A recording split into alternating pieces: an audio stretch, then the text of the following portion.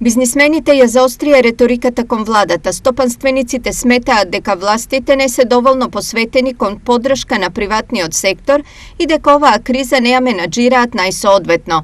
Од Стопанската комора до владата испратија листа со барања и предлози што им е потребно, како да се надмине кризната состојба од која компаниите трпат штети и имаат проблеми во функционирањето. Прекинети се традиционалните извори на енергија, прекинети се ланците за снабдување, намалена е поборувачката, а на светот во периодот што следи по се изгледа дека ќе му се закани и криза со храна. Изјави Антонио Пешев, извршен директор на Стопанската комора.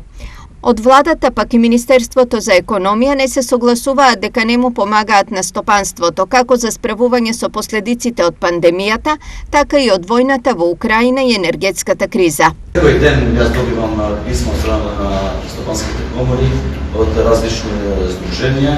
Сите кои се заинтересирани да дават придонес, то може да го направат јавно, а секој дека сме подготвени секојаш да направиме состаноци да разговариме у детали. Во моментот кога ќе се усвои ребалансот на буџетот, кога ќе имаме можност да креираме мерки, да ги редизајнираме постоечките мерки, а да имаме секој дека и допълнителни мерки, ние ќе ги викнеме сите стопански комори, сите засегнати страни, синдикатите и секој дека ќе излеземе со допълнителни